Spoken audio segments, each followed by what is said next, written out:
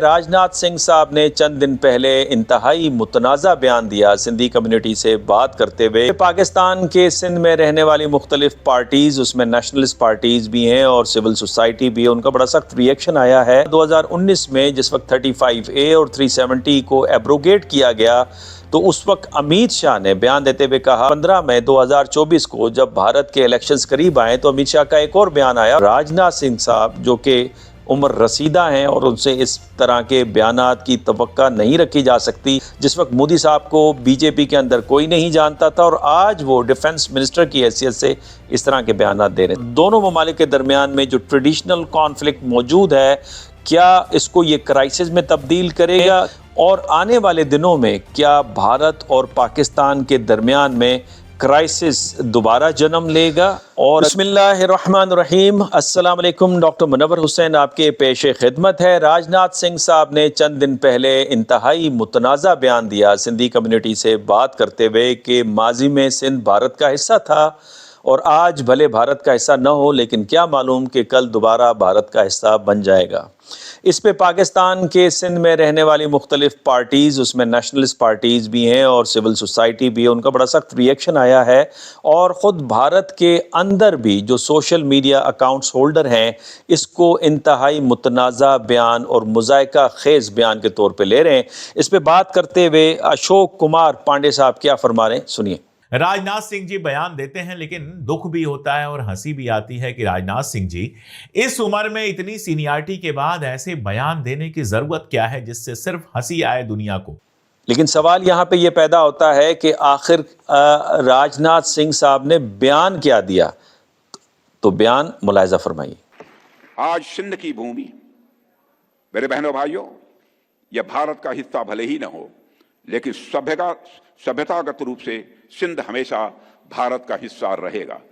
और जहां तक जमीन की बात है तो बॉर्डर्स तो बदल सकते हैं, क्या पता कल को सिंध भारत में फिर से वापस आ जाए। ये पहली मर्तबा नहीं है कि इस तरह के मुतनाज़ात बयान भारत की मौजूदा हुकूमत के की फिगर्स की तरफ से आए। इससे पहले आपको याद होगा 2019 में जिस वक्त 35A और 370 को एब्रोगेट किया गया तो उस वक्त अमित शाह ने बयान देते हुए कहा कि वो पाकिस्तानी साइड ऑफ कश्मीर पे अपनी जान भी कुर्बान कर सकते हैं। और न फ़कत ये बल्कि 15 मई 2024 को जब भारत के इलेक्शंस करीब आए तो अमित शाह का एक और बयान आया और उन्होंने कहा कि पाकिस्तानी साइड ऑफ कश्मीर भारत का हिस्सा था और आने वाले दिनों में भारत का दोबारा हिस्सा बनेगा। न फ़कत ये बल्कि उत्तर प्रदेश के चीफ मिनिस्टर ने भी आगे बढ़कर बयान दिया कि POK तो भारत का हिस्सा है। और आज अमित शाह के साथ साथ राजनाथ सिंह साहब जो कि उम्र रसीदा हैं और उनसे इस तरह के बयानात की तवक्का नहीं रखी जा सकती, जो कि चीफ मिनिस्टर भी रहे उत्तर प्रदेश के और मोदी साहब की हुकूमत से पहले अटल बिहारी वाजपेयी साहब की हुकूमत में एग्रीकल्चर के मिनिस्टर भी रहे, जिस वक्त मोदी साहब को बीजेपी के अंदर कोई नहीं जानता था और आज वो डिफेंस मिनिस्टर की हैसियत से इस तरह के बयानात दे रहे हैं। सवाल ये पैदा होता है कि इन बयानात का दोनों ममालिक के रिश्ते नातों पर क्या असर होगा और दोनों ममालिक के दरमियान में जो ट्रेडिशनल कॉन्फ्लिक्ट मौजूद है, क्या इसको ये क्राइसिस में तब्दील करेगा, क्या इसको मैनेज किया जा सकता है।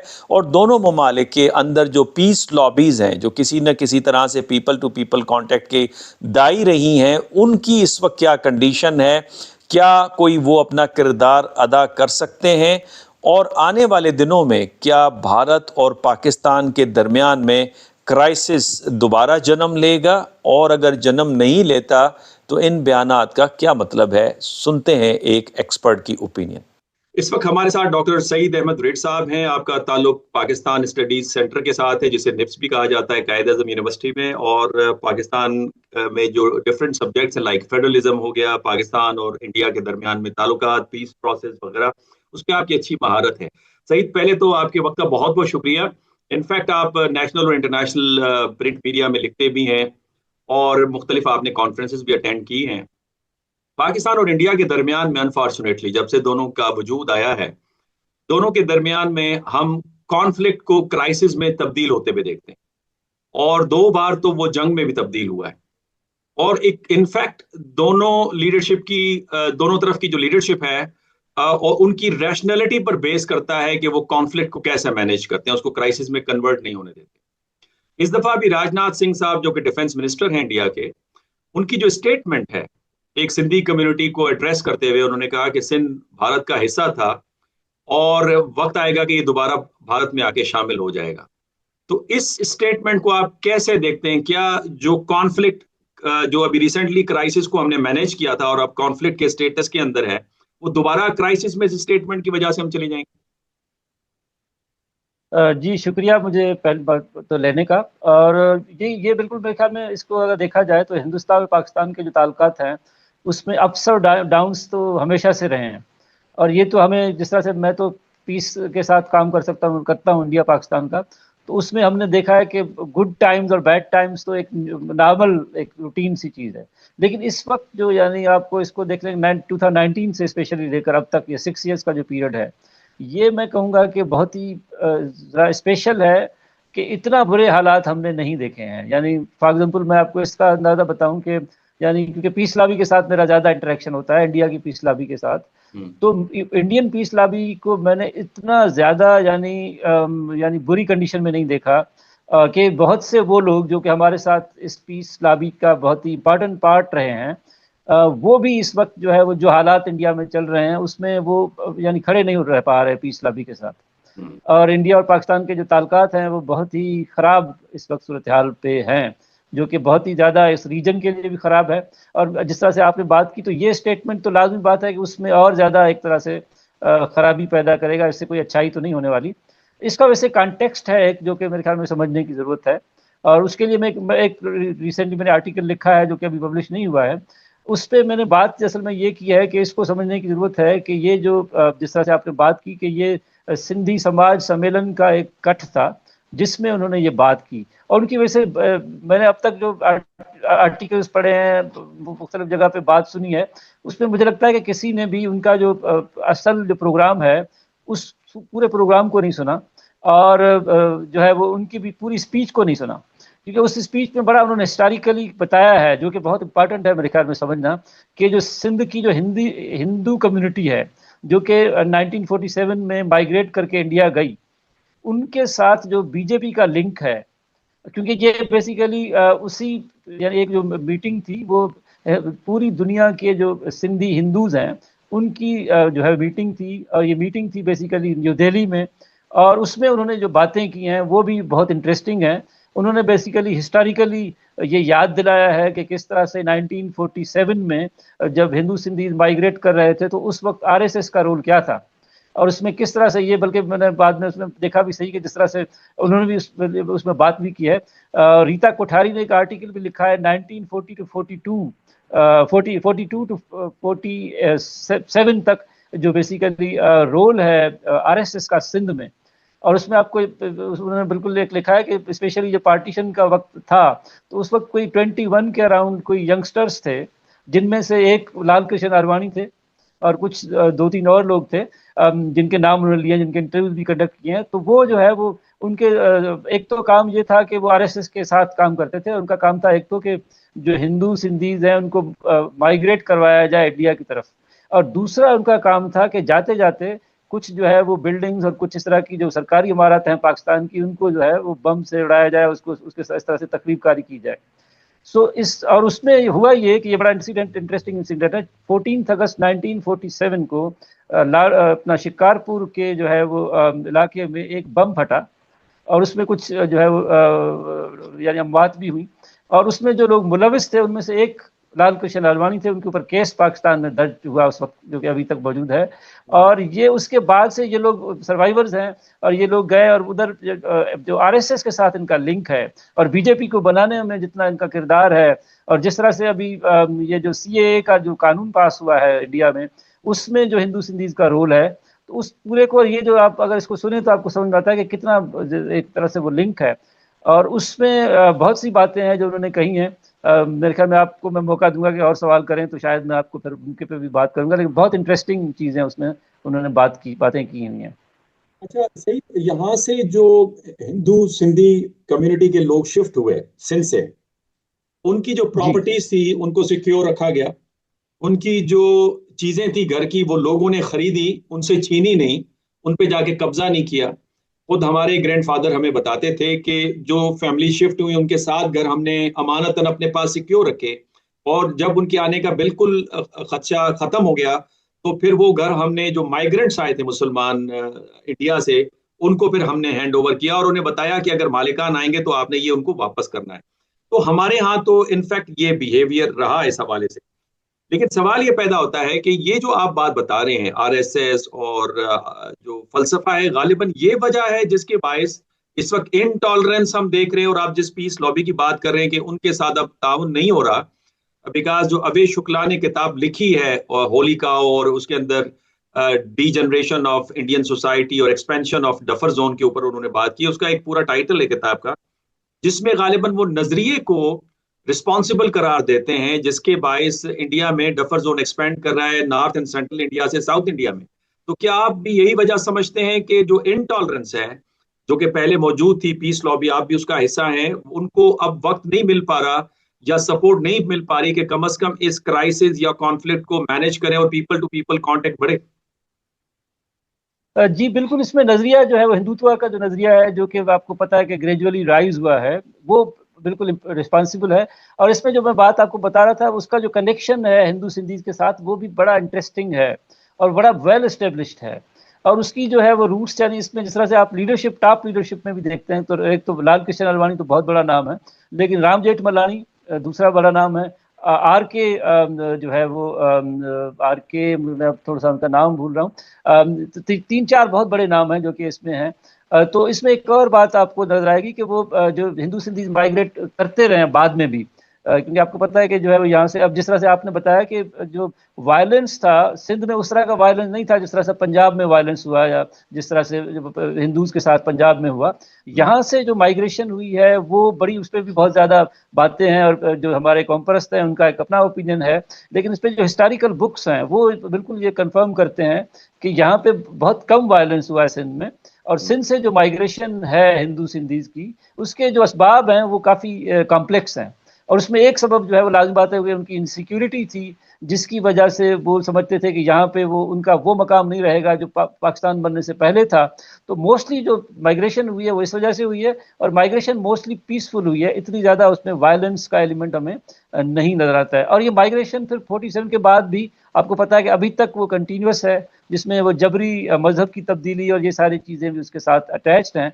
तो ये जो है वो, और इस पूरे को आप अगर सुनेंगे इसको, इनकी स्पीच को, तो उसमें ये सारी चीज़ें, और बहुत से लोग आखिर में, बड़ा इंटरेस्टिंग है कि ये जो आखिरी इवेंट जब ख़त्म होता है तो उसमें कोई अराउंड 50 के लोग हैं और बच्चे हैं, फैमिलीज हैं, जिनको CAA का जो है वो मदद से हिंदुस्तान की सिटीजनशिप दी गई है, और वो तालियां बजाते हैं और जय हिंद और इस तरह की वो नारे लगाते हैं। सो ये पूरा वो कनेक्शन मैं आपको इस वजह से बता रहा हूँ कि ये बहुत कम इस पे बात हुई है कि ये किस तरह से, और उसी वजह से इसमें एक और बात जो करते हैं वो उसमें याद दिलाते हैं कि एक जो है वो किताब है लाल कृष्ण आडवाणी की, जिसको पुस्तक कहते हैं, उसमें जो है वो लाल कृष्ण आडवाणी कहते हैं कि उनकी जो जनरेशन है, यानी लाल कृष्ण आडवाणी की जनरेशन, वो अभी तक इसको हजम नहीं कर पाई है कि जो है वो सिंध अब जो है वो भारत का हिस्सा नहीं है। और वो ये ख्वाब रखते हैं अखंड भारत का। और बल्कि एक रिसेंटली एक वाकया हुआ है जो है वो बहुत इंटरेस्टिंग वाकया है, वो ये वाकया हुआ है कि छत्तीसगढ़ के एक लीडर है, मकामी लीडर, जिनका नाम है अमित बघेल। अमित बघेल ने जो है वो एक स्टेटमेंट दिया था हिंदू सिंधीज के अगेंस्ट, जिसमें उन्होंने हिंदू सिंधीज को पाकिस्तानी कहा था। और दूसरा उन्होंने जो है वो जो झूलेलाल, जो कि बेसिकली लॉर्ड हैं, एक तरह से हिंदू सिंधीज के जो है वो एक तरह से गॉड हैं, तो उनके लिए भी उन्होंने कहा था मछली वाला जो है वो भगवान। तो उसके ऊपर बहुत ज्यादा जो है एक बड़ी मूवमेंट जो है वो इंडिया में, स्पेशली उल्लासनगर में और जो है वो दिल्ली में उठी है। और उस मूवमेंट के दौरान एक रैली, मोटरसाइकिल की रैली जो है वो, मैंने भी वो वीडियो ऑनलाइन देखी, तो उसमें जो है बेसिकली नौजवान वो कहते हैं कि हम जो है वो पाकिस्तान से जो हमारे आबा अजदाद आए थे वो मजहब के लिए आए थे, और हमने तो कुर्बानी दी। और वो कहते हैं पाकिस्तानी, वो बल्कि कहते हैं हम पाकिस्तान से नहीं आए थे, हम तो अखंड भारत से आए थे। अच्छा। तो हम पाकिस्तानी, हमको तुम किस हिसाब से कह रहे हो, और इस तरह की बात। तो उसमें जो रिलीजियस फर्वर है वो बड़ा क्लियर आपको नजर आता है। और वो जो है अब भी जो, यानी हिंदुस्तान में जो हिंदू सिंधीज हैं उनके अंदर आपको नजर आता है। और बीजेपी की सपोर्ट जिस तरह से वो करते हैं वो भी आपको समझ में आती है कि वो, और तो वो जो बिल्कुल आप सही कह रहे हैं कि वो जो एक तरह से जो एक्सट्रीमिज्म का जो अंसर बीजेपी लेके आई है हिंदुस्तान की सियासत में, वो अब इतना पावरफुल हो गया है कि उसके आगे कोई बंद आपको नजर नहीं आता। और वो आपको पता है कि जिस तरह से वो इसका जो रेटोरिक है और जिस तरह से वो फिर मीडिया के थ्रू और बहुत से चैनल्स के थ्रू जिस तरह से वो फैला है।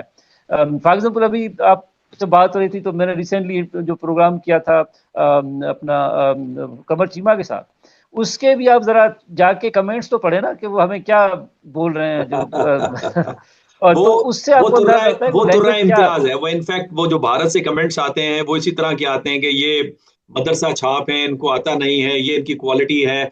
लेकिन वो अगर डिबेट करने बैठे तो गालिबन डिबेट हमसे नहीं जीत सकते। सही, मुझे मुझे एक और तहरीक नजर में आ गई, शुदी तहरीक। और ये सरवास्ती ने इसका आगाज किया था। और उनका मानना यह कौन सी था तहरीक? कि अखंड भारत यानी भारत का जो हिस्सा है उसमें जो भी घुस आए, स्पेशली मौजूदा इंडिया के अंदर, ये बाहर से लोग घुस आए हैं, या तो इन्हें कन्वर्ट होना चाहिए, या इन्हें मार देना चाहिए, या इन्हें निकाल देना चाहिए। सरवास्ती की ये उसने इसका आगाज किया था, ये बानी थे। तो इसका मतलब ये हुआ कि अगर जो यहां से माइग्रेंट्स हैं सिंधी, वो आरएसएस में अच्छा रोल प्ले करते रहे, आपने लाल कृष्ण एडवाणी का जिक्र किया, उसके बावजूद उनकी एक्सेप्टेबिलिटी नहीं है, तो इसके पीछे वजह क्या है? क्या आरएसएस में भी डिफरेंट इंटरप्रिटेशंस हैं, या उधर के सिंधी और इधर के सिंधी, या उधर के हिंदू और इधर के हिंदू, क्या ये उसके अंदर सेग्रीगेशन है? नहीं, उनकी बहुत ज्यादा एक्सेप्टेंस है। मैं तो ये कह रहा हूँ कि उनका बहुत बड़ी डोमिनेंस है हिंदुस्तान की सियासत में। और उसका एक बड़ा सबूत है कि वो, अब जिस तरह से मैं आपको बता रहा हूँ कि वो जो अभी उन्होंने जो रैली निकाली है नहीं, लेकिन उल्लासनगर मुंबई में। मछली मछली वाला भगवान क्यों उनके लिए कहा जाता है अगर अच्छा, एक्सेप्टेंस? वो एक बंदे ने गलती से कह दिया। उस बंदे का आपसे देखिए कि उन्होंने क्या हालत की है उसकी। उसके खिलाफ केसेस हुए हैं पूरे हिंदुस्तान में, उसके खिलाफ एक बहुत बड़ी मुहिम चली है। और उसको उसकी बहुत बड़ी सजा उसको मिलेगी जिस तरह से जिस मोमेंटम उधर नजर आ रहा है। और ये जो प्रोग्राम में देखें तो उसमें भी वो जिस तरह से बात करते हैं, गवर्नमेंट की ओनरशिप उनके साथ है, मोदी साहब उनके साथ हैं, राजनाथ उनके साथ हैं, उनके लिए ही सिंध आज़ाद करके उनको दिलाने की बातें हो रही हैं। तो ये सब जरा समझें कि उनकी तो बहुत बड़ी हैसियत है वहां पे। अच्छा, और मुझे वो सही। ये भी जी जी जी। थोड़ा सा मैं आपको बल्कि बताऊं कि वो ये भी कहते हैं कि हम हिंदुस्तान का 1% है, लेकिन हिंदुस्तान में जो डोनेशन दी जाती है उसका 50% हिंदू सिंधी देता है।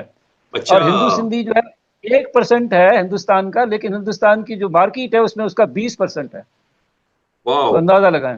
वाह, ये तो बड़ा एक स्ट्राइकिंग फैक्ट आपने बता दिया। इनफैक्ट हमारे यहाँ सिंध के अंदर भी जो हिंदूज हैं वो बड़े वेल ऑफ हैं, और बिजनेस के अंदर काफी तकड़ी पार्टी समझी जाती है, बड़े मेहनती लोग हैं इस हवाले से। लेकिन सही, एक जी और बिल्कुल। परसेप्शन जो पाई जाती है वो ये कि जो सिंध वर्ल्ड फोरम है या सना है, उसके हवाले से मिसपरसेप्शन है या रियल टाइम परसेप्शन है, वो ये कि ये ज्यादा लिंक्ड हैं जो भारतीय जो हिंदू सिंधी हैं उनके साथ। तो लिहाजा उनकी पॉलिसीज के अंदर इंडिया की पॉलिसीज रिफ्लेक्ट हो रही होती हैं, या उनका कहीं गठजोड़ है। तो इसमें ये हकीकत है या मिसपरसेप्शन है?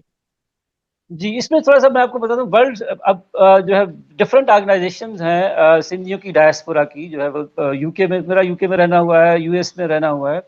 तो मैं आपको एक बड़ी इंटरेस्टिंग बात बताऊं कि इस पे मेरी रिसर्च भी थोड़ी सी है कि जो जो मुसलमानों की सिंधी डायस्पोरा की ऑर्गेनाइजेशंस हैं और जो हिंदू सिंधी की डायस्पोरा की ऑर्गेनाइजेशंस हैं, वो दोनों सेम नहीं हैं। अच्छा। दोनों अलग। जी, ये बड़ा इंटरेस्टिंग। हालांकि वो दोनों अपने आप को एक तरह से कॉम्प्रेस भी समझते हैं, लेकिन दोनों की ऑर्गेनाइजेशंस अलग हैं, दोनों का इंटरेक्शन बहुत कम है। हाँ, ये आपको जो फॉर एग्जांपल कुछ जो है वो मेंबर आपको जो मुसलमानों की जो यानी बेसिकली हुआ ये है ना, देखें कि 1947 के बाद लोग माइग्रेट करके इंडिया गए हैं और इंडिया से दुनिया में गए हैं, जो हिंदू सिंधीज हैं मोस्टली। और जो मुसलमान सिंधी हैं उनकी माइग्रेशन 70s के बाद की है, उससे पहले की नहीं है। जुल्फी भुट्टो और के बाद। उसमें जी बिल्कुल। सो अभी जो ऑर्गेनाइजेशन जिस तरह से मुसलमान सिंधी वो मुसलमान उसको नहीं कहते हैं, लेकिन मैंने अभी रिसेंटली उस पर एक आर्टिकल भी लिखा था कि ये इसमें अब बात रिलीजन की नहीं है, लेकिन उनकी आइडेंटिटी को समझना। क्योंकि अब जब आप यूके में देखते हैं ऑर्गेनाइजेशन, तो आपको समझ में आता है कि कौन सी और दुनिया भर में जो हिंदू सिंधीज हैं उनके ऊपर बहुत सारा लिटरेचर है, क्योंकि हिंदू सिंधी दुनिया भर में बहुत ज़्यादा हैं। अभी फॉर एग्जांपल दुनिया का कोई ऐसा जो है वो यानी नहीं है इलाका जहाँ पे हिंदू सिंधीज ना हो। स्पेशली जो दुनिया के कैपिटल्स हैं उन सब में उनको आपको उनकी बाजारें मिलेंगी, वो बहुत बड़ी ताकत रखते हैं। तो एक बहुत बड़ी फोर्स है वो। और उनका इंटरनेशनल सिंधी सम्मेलन, उसका अभी वो जो 30th ईयर उसको हुए हैं, अभी इस मरतबा वो मनीला में मनाया गया। वो हर साल मनाया जाता है और उसमें जो हजारों सिंधी इकट्ठे होते हैं और वो बहुत बड़ी मॉनेटरी एक चीज होती है। आपको पता है कि हिंदू सिंधी कितने पैसे वाले हैं। हिंदुस्तान का पैसा जो है वो बहुत बड़ा उसमें हिस्सा उनका शामिल है। सो ये एक बहुत ही डिफरेंट, मेरे ख्याल में ये जो इल्जाम लगाया जाता है, मुझे इसमें कोई हकीकत नजर नहीं आती इसमें। क्योंकि देखें, जो मुस्लिम सिंधी डायस्पोरा है उसका कनेक्शन सिंध के साथ दूसरी तरह का है, जो हिंदू सिंधी है उसका कनेक्शन दूसरी तरह का है। अब जो मुसलमान सिंधी है वो तो लाजमी बात है कि सिंध की जो पॉलिटिक्स है, जो लोकल पॉलिटिक्स है, उसके साथ भी अटैच है। लेकिन जो हिंदू सिंधी है उसका एक कॉन्सेप्ट है उसके साथ, है कि वो हिंदू सिंधी कहता है कि सिंध उसके साथ चलती है, यानी जहां वो जाता है सिंध वहां जाती है।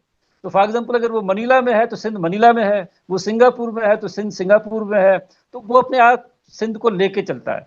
तो उसका जो सिंध, जो मेनलैंड सिंध है, उसके साथ कनेक्शन नहीं है। बल्कि बहुत से हिंदू सिंधीज को हैरत होती है कि सिंध, अभी भी सिंध में सिंधी लोग रहते हैं और शायद मुसलमान भी कोई सिंधी होते हैं। ये उनके लिए एक हैरान कुन चीज होती है। लेकिन ज्योग्राफिकली तो सिंध तो वो होगा ना जो इंडस रिवर के साथ कनेक्टेड है। ठीक है, सकाफत आप जहां भी ले जाएंगे वो इनफैक्ट वो भी बात ठीक है, लेकिन असल चीज तो इंडस रिवर है। सेकंड लास्ट क्वेश्चन मैं पूछना चाह रहा हूँ सईद, तारीख में ऐसे शवाहिद हैं कि सिंध के अंदर रहने वाले जो बाशिंदे थे वो कभी भी अपने आप को भारत या हिंदू डोमिनेटेड एरिया से लिंक नहीं करना चाहते थे। मिसाल के तौर पे जो लाहौर रेजोल्यूशन पास हुई, उसकी जो हकीकी पहली रेजोल्यूशन थी वो तो सिंध असेंबली से पास हुई, और उस वक्त की जो लीडरशिप थी वो नुमाइंदगी कर रहे थे सिंध की अवाम की ख्वाहिशात की। इसी तरह से जिन्ना साहब के जो 14 नुकात हैं उसमें भी सिंध को बंबई से अलहदा करने की बात हुई है। तो जिन्ना साहब ने अपनी तरफ से तो नहीं की होगी, इनफैक्ट सिंधी लीडरशिप अवाम की ख्वाहिश के मुताबिक उन्होंने डिमांड रखी होगी, जिसको फिर पुट फॉरवर्ड किया जिन्ना साहब ने। इस पर क्या कहेंगे आप? जी बिल्कुल सही बात कह रहे हैं आप। इसमें बल्कि देखें, जो सिंध का जो ताल्लुक है पाकिस्तान के साथ और पाकिस्तान मूवमेंट के साथ, वो बहुत गहरा है और सबसे ज्यादा गहरा है। इस कॉन्टेक्स्ट में भी कि जो है वो, जिस तरह से आपने बात की कि 1928 में जो है वो 14 पॉइंट्स कायद-ए-आज़म ने दिए, तो उसमें से एक पॉइंट लाजमी आता है कि वो सिंध की बॉम्बे से अलहदगी थी। और सिंध की बॉम्बे से अलहदगी के लिए एक बहुत बड़ी मूवमेंट सिंध में जो है वो रही, और उसमें लाजमी बात है मुस्लिम लीग का एक प्लेटफॉर्म भी यूज हुआ। और ये भी बात कि 1943 में जो पहली साउथ एशिया में कोई से कहीं से रेजोल्यूशन किसी असेंबली ने पास की पाकिस्तान के लिए, तो वो सिंध था। और ये भी बहुत इंटरेस्टिंग है कि उसको पास कराने वाले जीएम सैयद से, जिन्होंने बाद में सिंधु देश का नारा लगाया, और जो है वो शेख अब्दुल मजीद सिंधी थे। तो ये तारीखी हकायक हैं। और सिंध का जो है वो पाकिस्तान के साथ जो इल्हाक है वो बाय चॉइस है, इसमें कोई शक नहीं है। और सिंध जो है उसी तरह से उसके साथ रहा है। इस वक्त आपको पता है, मैंने इस पर काफी बात की है बहुत जगह पे, कि देखें इस वक्त भी अगर आप सिंध की सियासत को देखें तो सिंध की सियासत जो है वफाक की सियासत है, और वहां पे बहुत कम लोग हैं ऐसे जो कि जो है वो अलहदगी की बात करते हैं। जीएम सैयद, आपको पता है कि उनकी एक आइडियोलॉजी रही है, वो एक बहुत पावरफुल पॉलिटिकल फिगर रहे हैं, नेशनलिस्ट उन्होंने पैदा किए हैं, लेकिन उनकी पार्टी कभी भी कोई मास पार्टी नहीं रही है। उनकी जो है वो सपोर्ट उस तरह से नहीं। उनके जो, अभी इसका एक और सबूत आप देख लें कि उनके पोते यानी जलाल महमूद शाह और जैन शाह, वो सिंध पाकिस्तान की सियासत करते हैं। तो फिर इससे आप अंदाजा लगा लें कि सिंध में जो है वो जो अलहदगी पसंद है वो कितने हैं। ये बिल्कुल आपने बजा फरमाया। आखिरी सवाल ये कि अब भारत और पाकिस्तान के दरमियान में बहुत ज्यादा गैप नजर आता है, और इनफैक्ट अफगानिस्तान के हवाले से भी जो भारत का मुलव्वस होना है उसके बड़े गहरे शवाहिद हमारे सामने, और बांगे दूल भारत की जो लीडरशिप है वो इसका इजहार भी करते हमें नजर आती है। अमित शाह ने कई दफा बात की है, उनका एक रिटायर्ड मेजर है वो कई दफा बातें करता रहा है, और इसके शवाहिद भी मौजूद हैं। तो आपको क्या लगता है कि इस मुश्किल हालात में कोई रास्ता निकल सकता है कि कम अज कम इस कॉन्फ्लिक्ट को मैनेज किया जाए और पीसफुल को एग्जिस्टेंस की बात की जाए? इज इट पॉसिबल इस वक्त जब अरुंधति राय को भी ऑक्सीजन नहीं मिल रही भारत में और उसे बाहर निकलना पड़ रहा है, आपने खुद कहा कि पीस ऑफिस जो है उनका भी कोई साथ देने वाला नहीं है, तो कोई रास्ता है सही? जी, ये वैसे बहुत बड़ा सवाल है। मेरे ख्याल में आप, हमें नाउमीद तो नहीं होना चाहिए, और बुरे वक्त आते हैं, यानी स्पेशली पीस के हवाले से जब हम लोग काम करते हैं तो हम देखते हैं कि दुनिया में हर जगह पे इस तरह से जहाँ से कन्फ्लिक्ट होता है तो उसमें बैड टाइम्स और गुड टाइम्स का ये सिलसिला चलता रहता है। और हमारा तो यही है कि ये वक्त भी गुजर जाएगा, और उसके बाद कोई अच्छा वक्त भी जरूर आएगा, क्योंकि हिंदुस्तान के लोग और पाकिस्तान के लोग जो है उनकी जो है वो एक तरह से जो यानी आप ये तो बात ठीक है कि उनमें कल्चरल और वो जो एक हिस्टोरिकल टू नेशन थ्योरी की जो बात है वो अपनी जगह पे, लेकिन उसके बावजूद उनमें कल्चरल एफिनिटी भी बहुत ज्यादा है। और हमारी लैंग्वेज जिस तरह से आप देखें तो उर्दू हम बोलें तो वो हिंदी समझते हैं, वो हिंदी बोलें तो हम उर्दू समझते हैं, तो फर्क तो इतना सा है। और जो है वो हमारी खाने पीने और बहुत सी चीज़ों में सिमिलरिटी है। और जब जहाँ पे भी हिंदुस्तानी पाकिस्तानी एक दूसरे से मिलते हैं तो बड़े जो है वो पुरतपाक नमूने से मिलते हैं और दोस्तियां भी बनती हैं। तो मेरे ख्याल में वक्त जो है वो लाजमी बात है, इस वक्त जो हिंदुस्तान में माहौल बनाया गया है और जिस तरह से हिंदुत्व की आइडियोलॉजी इस वक्त है, उसकी वजह से हमें नजर नहीं आता कि मुस्तकबिल करीब में कोई इस तरह की कोई चीज़ होगी। लेकिन मेरे ख्याल में ये वक्त बहुत ज़्यादा नहीं चलेगा और ये रियलाइजेशन आहिस्ता आहिस्ता आएगी। आपको याद होगा कि एक ज़माना हमारे पास भी था जब ज़ावलक साहब यहाँ पे हुकूमत करते थे, तो उस ज़माने में हमारे यहाँ भी कुछ इस तरह की सोच रहती थी, लेकिन ज़ावलक साहब के जाने के बाद यहाँ पे भी तब्दीली आई। और आपको पता है, एक बात मैं ज़रूर कहना चाहूँगा कि पाकिस्तान में इस वक्त कम अज़ कम हमारी जो पॉलिटिकल फोर्सेज हैं उनको देखें तो कोई ऐसी सियासी जमात नहीं है जो हिंदुस्तान से नॉर्मलाइजेशन ना चाहती हो, जबकि हिंदुस्तान में जो है वो इस तरह की पॉलिटिकल फोर्स पावर में है जो पाकिस्तान दुश्मनी और मुस्लिम दुश्मनी के बेस पर वोट लेती है। तो ये बहुत बड़ा फर्क है। और इसमें एक और बात मैं आपको याद दिलाऊं कि 2013 में जब नवाज शरीफ तीसरी मरतबा वजीर आजम बने, तो वजीर आजम बनने से पहले उन्होंने इलेक्शन मुहिम में ये बात की थी कि वो अगर पावर में आएंगे तो हिंदुस्तान के साथ नॉर्मलाइजेशन करेंगे। उसके बावजूद उनको मेजॉरिटी मिली और वो पावर में आए। वो नहीं कर सके, एक और कहानी है। सईद, आपके वक्त का बहुत बहुत शुक्रिया। आपने वक्त दिया और आपकी जो एनालिसिस है बड़ी ऑथेंटिक है, बिकॉज आपको कमांड है सारे सब्जेक्ट के ऊपर। नाज़रीन, आपने गुफ्तगू सुनी डॉक्टर सईद अहमद रिट साहब की। इसका लब्बे लुबाब कुछ इस तरह से है कि अगर लोरेन और अल्सेस, दो ऐसे conflicting border issues between Germany and France, हल हो सकते हैं, यूरोपियन यूनियन में एक दूसरे के साथ ताउन कर सकते हैं, बगैर वीजा के एक दूसरे के यहाँ मूव कर सकते हैं, एक करेंसी लेके साथ चल सकते हैं, तो पाकिस्तान और भारत क्यों नहीं। और इसके साथ साथ अगर मलेशिया इंडोनेशिया के दरमियान में भी political and border issues resolve हो सकते हैं और आसियान के प्लेटफॉर्म में अपनी इकोनॉमी और सोशल एंड इकोनॉमिक डेवलपमेंट के लिए वो आगे बढ़ सकते हैं, तो हम क्यों नहीं बढ़ सकते। लेकिन ओनस है भारत के ऊपर ज्यादा, बिकॉज भारत 3 गुना ज्यादा बड़ा मुल्क है और भारत का दावा भी ये है कि वो इस खिते का बड़ा भाई है, तो फिर बड़े भाई बनकर उसे अपना बर्ताव रखना होगा। आपके कमेंट्स का इंतजार रहेगा। डॉक्टर सईद अहमद साहब, आपके वक्त का एक दफा फिर बहुत शुक्रिया। नाज़रीन, आपके कमेंट्स का हम इंतजार करेंगे। डॉक्टर मुनव्वर हुसैन को इजाजत दीजिए। अल्लाह हाफिज।